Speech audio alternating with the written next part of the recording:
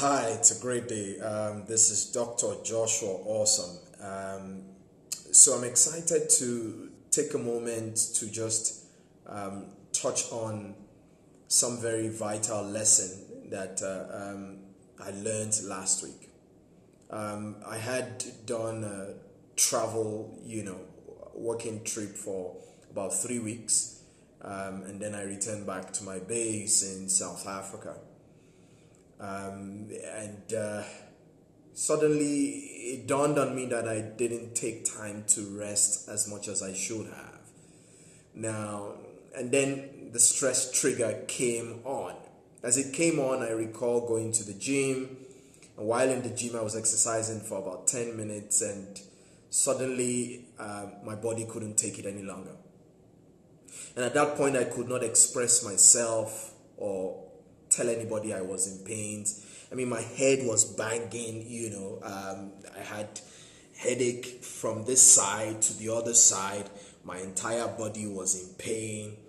And I suddenly then decided I should recognize and acknowledge that my body was in pain. So I look around, and while looking around, I saw a gym mat, red in color. I'd never ever forget.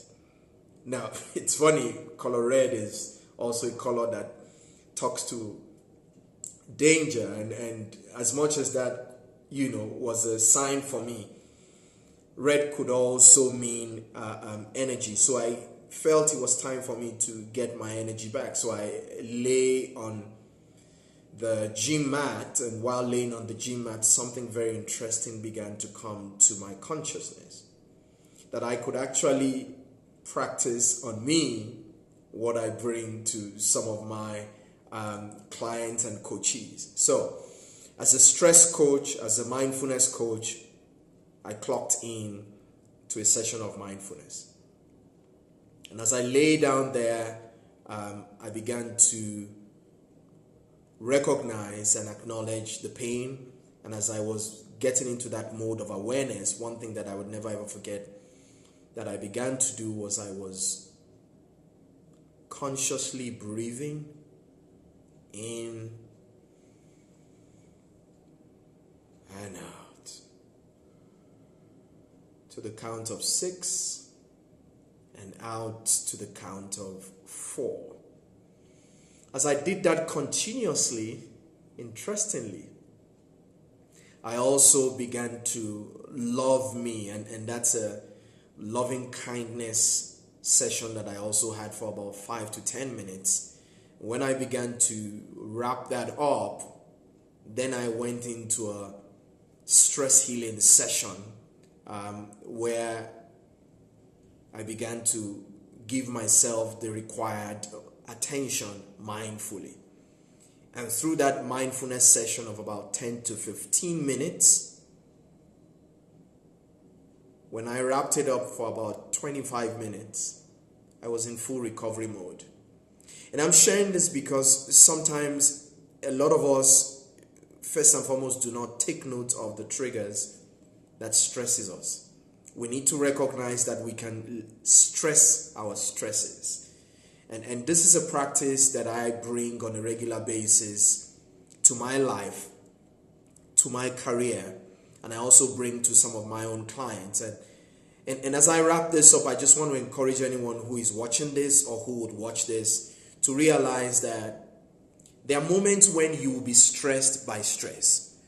But recognize that whatever it is that is stressing you can be stressed by, one, taking time out to acknowledge it, and secondly, finding a way to de-stress. For me, de-stressing was switching into a mindfulness mode. For some people, they will de-stress by sleeping. For some people, they will de-stress by walking. For some people, they will de-stress by getting into a mindfulness mode like I did and I continue to do. So I encourage anyone who is watching this or who would watch this to realize that life can bring you into places and spaces where you experience some form of stress. But I want to say to you that the greatest weapon against stress would really be our ability to choose one thought over another. And I want you to think deeply about you, to learn to take care of you and recognize that you need to be alive to be able to get the very best from this life. You know, the truth is, that day when my body triggered stress, one thing I know is that some people have actually died through stress. But if you know how to manage your stress, the truth is it will not overpower you. And there's some level of stress that is good, but when it crosses to the next level, and when I say the next level, I'm talking about that tipping point where it's about to affect you, you need to learn to be aware.